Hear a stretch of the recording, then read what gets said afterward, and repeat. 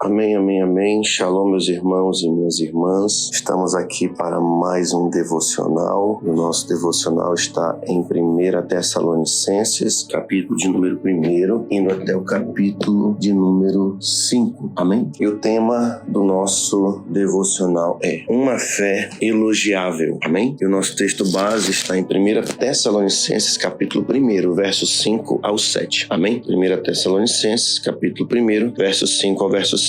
Então eu vou ler aqui os versículos iniciais do capítulo 1, que diz assim, para dar base aqui à nossa palavra. Porque o nosso evangelho não chegou até vós tão somente em palavra, mas sobretudo em poder, no Espírito Santo e em plena convicção, assim como sabeis ter sido o nosso procedimento entre vós e por amor de vós. Com efeito, vos tornastes imitadores nossos e do Senhor, tendo recebido a palavra, posto que em meio de muita tribulação, com a alegria do Espírito Santo, de sorte que vos tornastes o modelo para todos os crentes na Macedônia e na Acaia. Amém? Muito bem. Queridos, o tema, uma fé elogiável. É interessante analisarmos como é interessante e como é uma bênção sermos, podemos dizer assim, reconhecidos pela nossa fé. E veja que ser reconhecido pela fé não pode ser necessariamente vanglória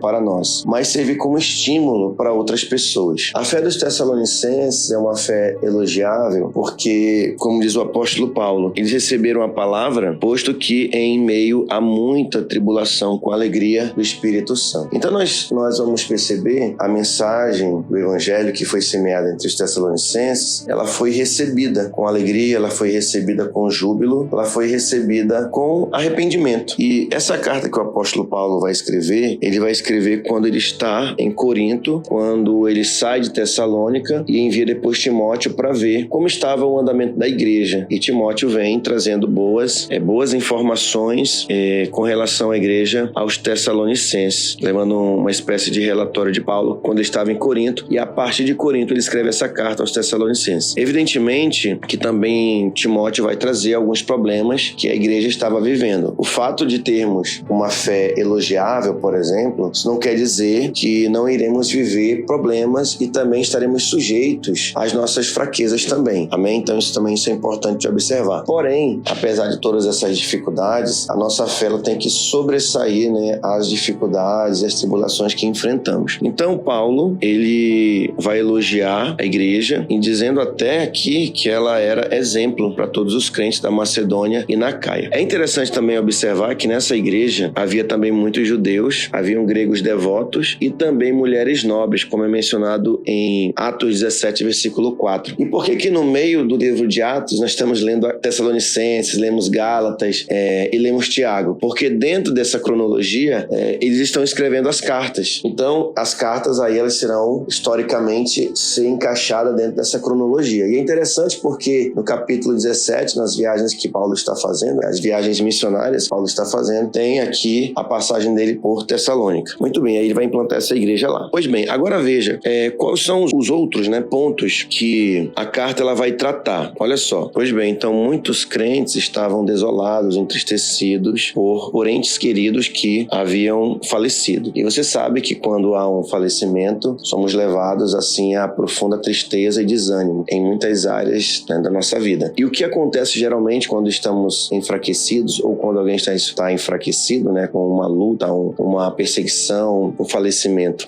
Às vezes algumas pessoas são levadas a andar de forma ociosa. É o que acontece aqui no capítulo 4, verso 11. É mencionado que alguns estavam andando de forma ociosa. O que mais? E além de andar ociosos, alguns podem acabar andando também de forma desordenada. E começar a fazer as coisas mundanas. Ou seja, devido aos abalos dos problemas e até do falecimento de entes queridos, as pessoas começam a também andar de forma desordenada. Tipo assim, orar não ora mais, ler a palavra não lê mais, não tem mais zelo, não tem mais motivação, começa a se entregar ao, digamos assim, eu não vou dizer não só ao mundo, mas começa a viver de uma forma desregrada mesmo. O que mais? Nós temos aqui também que muitos também são levados a voltar aos seus vícios pagãos. No capítulo 4, verso 1 ao 8, Paulo Paulo vai fazer algumas orientações com relação a isso. Então, eles também passavam perseguição intensa, né? Eles eram muito perseguidos, porque como a igreja estava no início, havia, né, uma grande oposição com relação à igreja, com relação a esta fé. Bom, o que mais nós podemos mencionar aqui? Ainda outra coisa que acontecia aqui é que outros atacavam, alguns atacavam, né, por exemplo, as motivações e o caráter do apóstolo Paulo. Então, no capítulo 2 de 1 Tessalonicenses, no versículo, deixa eu ver aqui, acho que do 1 ao 12, o proceder do apóstolo Paulo e seus cooperadores da evangelização de Tessalônica. Olha só. Mas apesar de maltratados e ultrajados em Filipos, como é do vosso conhecimento, tivemos ousada confiança em nosso Deus para vos anunciar o evangelho em meio a muita luta. Pois nossa exortação não procede de engano,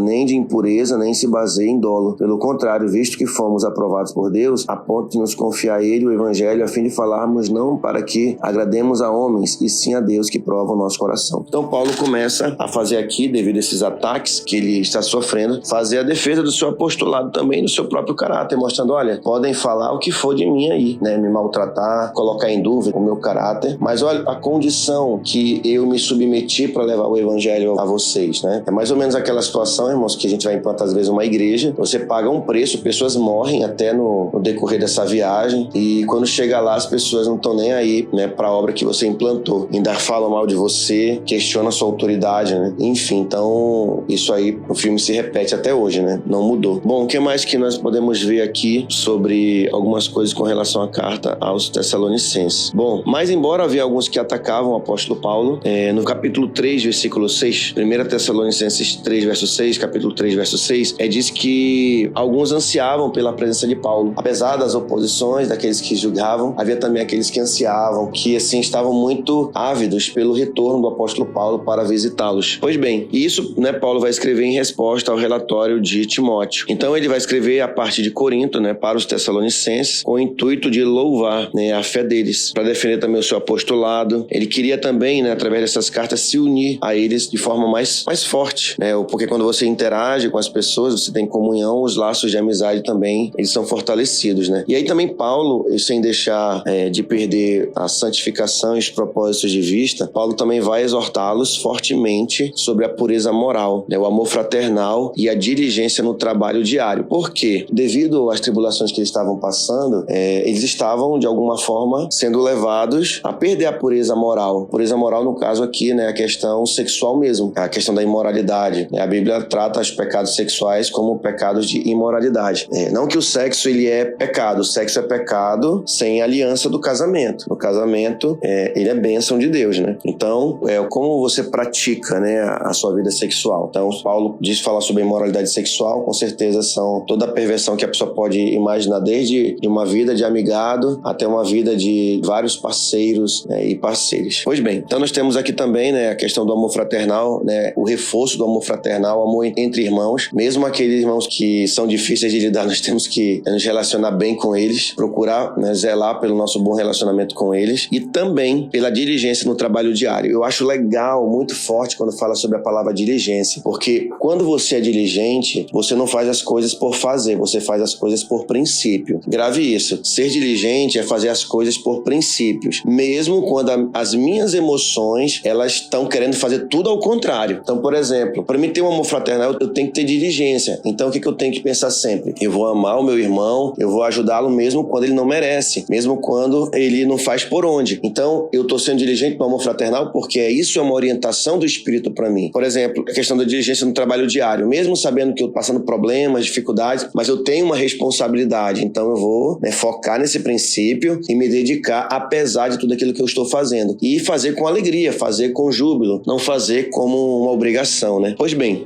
outro ponto aqui também interessante que Paulo vai trazer, Paulo também vai consolá-los com relação às preocupações deles, né, pelos crentes que faleceram, porque lá no capítulo 4, inclusive Paulo vai reforçar isso lá em 2 Tessalonicenses, capítulo 2, que é com relação àqueles que partiram. Parece que havia uma preocupação dos Tessalonicenses com relação às pessoas que já haviam morrido, né, os crentes, né, ou familiares e entes queridos que haviam falecido. E talvez eu acredito também, queridos, que pelas pregações do apóstolo Paulo, falando sobre a ira de Deus que virá e também sobre a vinda de Jesus, porque o dia do Senhor, como Paulo menciona, também é o dia da ira de Deus. Então, talvez exista uma preocupação com os Tessalonicenses com relação assim, poxa, será que o juízo já aconteceu? aconteceu. E se o juízo já aconteceu, então nossos entes queridos que não ressuscitaram, eles perderam a salvação deles. Então eles não foram salvos. Porque se a ira já pode ter acontecido, então eles vão perder a salvação deles. Então Paulo começa a explicar que não era bem assim o que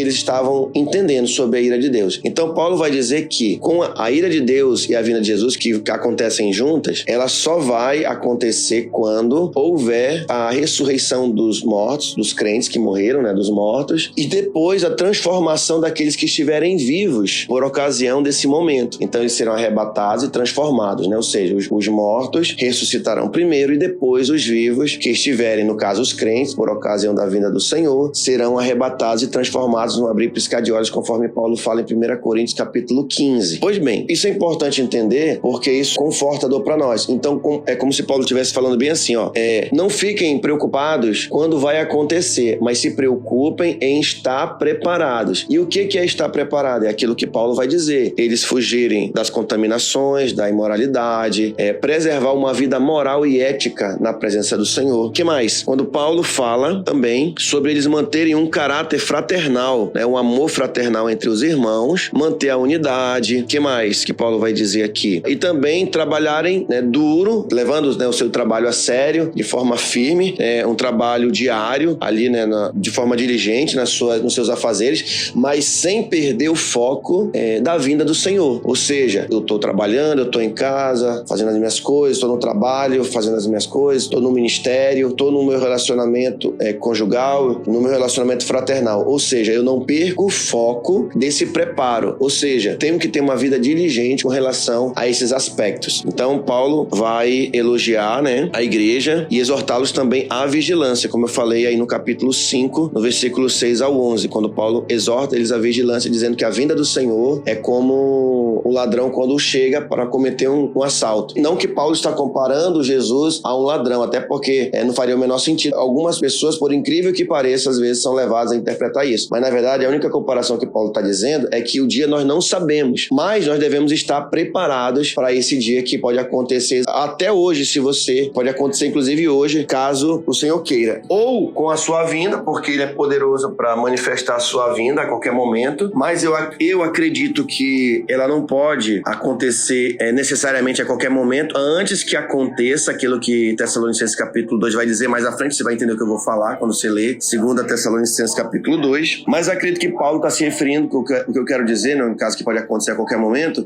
é de nós partirmos, que inclusive pode acontecer hoje, de Deus nos chamar para estar com o Senhor hoje. E aí, estamos com as malas prontas? E aí, será que estamos guardando mágoas de pessoas? Será que estamos nos estressando por qualquer coisa? Será que estamos praticando imoralidade no oculto? Então, tudo isso vai ser determinante para comprovar que estamos firmados na graça de Deus, porque estar na graça de Deus pela fé não é uma licença para continuar pecando. Se estamos na graça de Deus pela fé, eu vou ter boas obras. E quais são essas boas obras? Eu não vou andar em imoralidade, eu vou preservar o amor fraternal, eu vou andar em ósculo santo, ou seja, eu vou viver em paz, eu vou preservar a paz. E aí no final Paulo fala sobre isso, No final, como é que eu mantenho isso? Quando Paulo fala assim, orai sem cessar, ele fala, deixa eu só me ler direitinho aqui, 1 Tessalonicenses 5, verso 16, regozijai-vos sempre, 1 Tessalonicenses 5, 16, verso 17, orai sem cessar, verso 18, em tudo dai graça, porque esta é a vontade de Deus em Cristo Jesus para convosco, verso 19 e 20, não apagueis o espírito, não desprezeis as profecias,